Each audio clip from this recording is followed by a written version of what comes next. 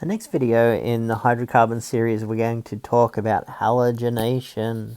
So what happens when alkanes bond with chlorine, fluorine, bromine, or iodine. Okay, it gives them different properties, and yeah, let's talk about what's important about them. So, they're saturated hydrocarbons where at least one hydrogen has been replaced with a halogen. And here's some properties of them. Haloalkanes are very stable, unreactive, and they have a higher boiling point than their alkane equivalents. And I want you to think about why. That's a deeper question. Why do you think they have their higher boiling points? You need to consider the intermolecular attractions or forces between these molecules. For these reasons, they have in the past been used as refrigerants and firefighting agents. The trouble is that these halogenated alkanes, when they can undergo chemistry with light, which can break these bonds between the carbon and the halogen, and releasing a halogen radical that has an unpaired electron and is very reactive. And so during the 80s, it became known that these halogenated alkanes released into the atmosphere were causing the compound ozone, which is O3, in a certain layer of our atmosphere called the stratosphere. That's just the one above our troposphere here. So the lower layer is the troposphere, where the clouds start to form and you get them forming that very flat layer. That is the stratosphere. So there's ozone in there and it absorbs UV light. It's very important. So in the 80s, it was discovered that since the 60s, since we were putting these compounds up into the atmosphere and releasing them, since we were manufacturing them, they were actually breaking down all the ozone up there in certain pockets.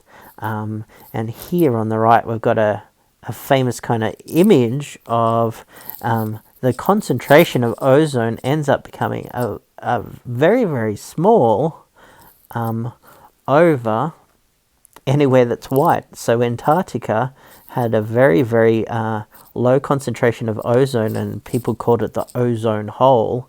It wasn't really a hole, it was just an area of very low concentration ozone. And remember, these reactions were triggered by light. Well, light going in would break it apart, and because we had a very white reflective surface, a lot of light was being reflected and back out. So light would have double the path to go through over Antarctica, so you get double the amount of degradation of ozone. So ozone holes, I think one formed earlier this year, didn't it, for a little while over either the Arctic or the Antarctic, just a short-term one. All right, there's a bit of a side note about these ones.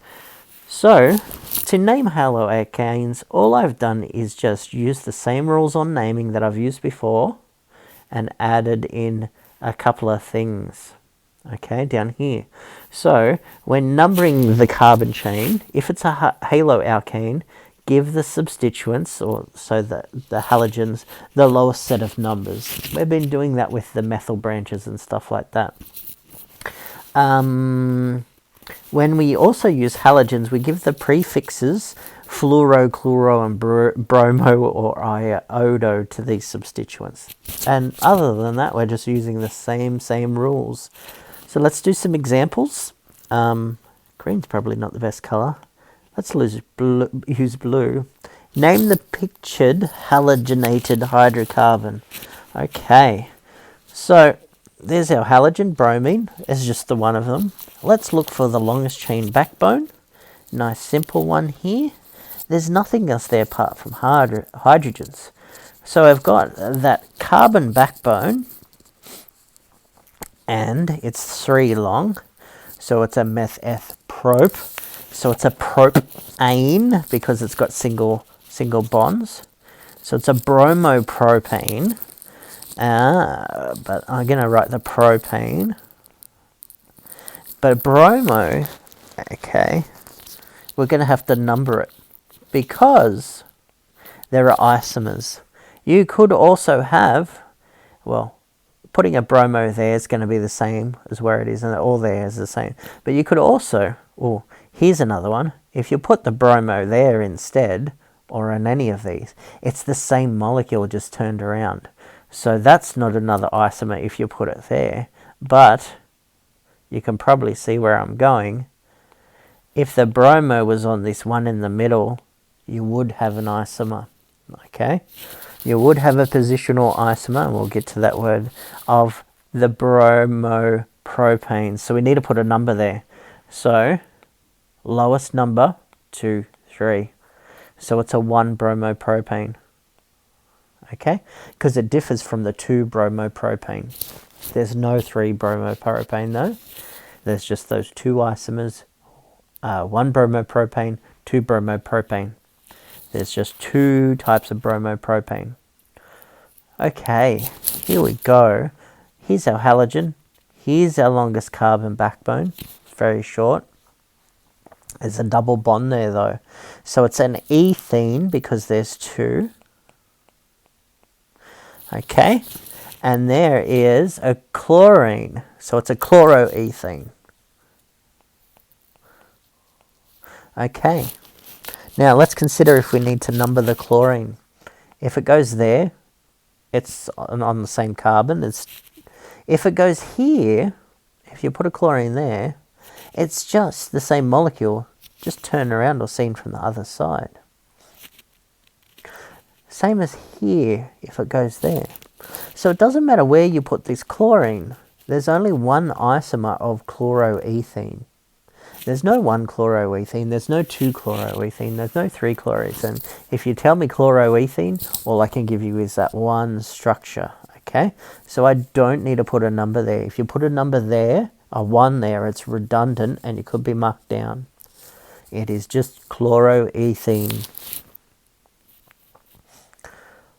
Okay, let's look at this one. Have we got, okay, we've got a few halogens here. Oh, a little bit more interesting. And we've got this carbon backbone in a nice straight line here. No one's trying to trick anyone there. So it's a 1, 2, 3, 4.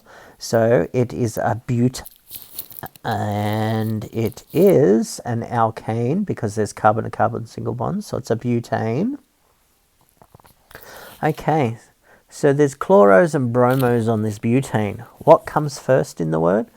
Alphabetical order. Bromo before chloro, okay?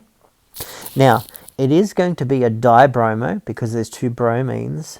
But remember, that di that comes before bromo doesn't change the order of the bromo-chloro, okay? Even though the D for di, we still keep it B for bromo, okay? So working in from the other side, I've got a chloro. And, what I should do now is numbering actually before I get there, shouldn't I?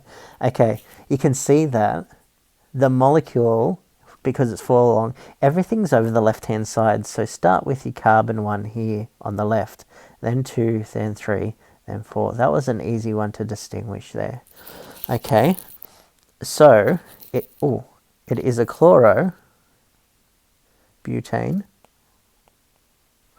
And the chloro is in the 1 position. It could be in the 2 position. It could be anywhere. So it's in the 1 chloro. Okay. And it before that is a dibromo. Dibromo. And there has to be 2 numbers because we're talking about di. And they're both on the 2. So we don't just put 2 dibromo. We put 2 comma 2 dibromo. We always put the correct amount of numbers in for how many whatevers we're talking about. Words are failing me yet again. But we always put those 2 numbers because we're talking about a di, okay? Even if they're on the same one, we repeat it. So it's 2,2 dibromo, 1 chlorobutane. Oh, here we're drawing a structural formula. Trichlorofluoromethane. Oh, okay, no numbers, but that's okay. Look at the ane and look at the meth. There's 1 carbon here, okay? And we've got trichloro, so we've got 3 chlorines, and we've got 1 fluoro. Carbon can only have 4 bonds. All right, I'm drawing it 3D because why not? So trichloro, we've got 1, 2, 3, and a fluoro there. Notice I didn't have to go 1, 1, 1, 1, 1, 1, because there's no other positions that they could be in. There's only the 1 carbon. So it's just trichlorofluoromethane. There's no other way you could draw it. Well, apart from rotating the molecule, it's still the same molecule, just seen from a different angle. So you could have the chlorine going back into the page, but that's all. That's only turning the molecule around in 3D space. It's not a separate isomer. Okay, we're drawing trichloro. Isn't that the same? Oh, amateur me. What a dag. Too many duplicates. Alright, okay, let's try this one. 1,2-difluorocyclohexene. Ooh. Okay, so we've got an ene, so we've got a carbon-carbon double bond. We've got a 6 carbons long, and it's a cyclo, and there's 2 fluoros coming off. That's interesting. Okay, so remember when we've got a cyclo, that if there's a double bond or a triple bond, that always takes up the 1,2 position. So 1, 2, and we've got a hexene around it, a cyclo. So do it. Let's draw a hexagon. So 1, 2, 3, 4, 5, 6. Okay. The double bond, or if it's a triple bond, if it's only the one on the cyclo, it goes across the 1 and the 2. So I've got my cyclohexene. I need my 1,2-difluoro. Oh, so they're coming off the double bond carbons. Fluoro, fluoro. That's not very clear. So what I might do is, I just realized, did I saturate the last one? Oh, I didn't have to. Sorry, I got paranoid about the last one. I'm going to have to saturate this with hydrogens as well. So let me draw it again. Carbon, carbon. Make our hexagon. Okay, fluorine there, and that's its 4 bonds. Fluorine there, that's that carbon's 4 bonds. Oh, I've also got these ones coming out here. I'll just hum along as I put the hydrogens in. Do we want a condensed? Nah, let's just do a skeletal. Skeletals, when you've got halogens coming off, we have to write the actual atom in there, okay? Words. You'll see what I mean, okay? We don't put the carbons in and we don't put the hydrogens in, but other atoms we put in.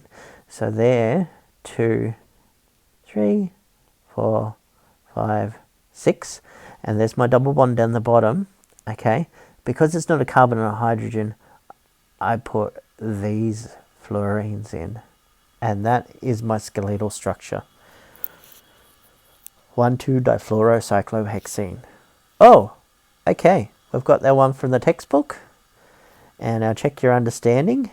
And that was just a short video. The next one I'm going to talk about structural isomers. Okay, we've been talking about it. We're going to get a bit more in depth there. Okay, see you next time.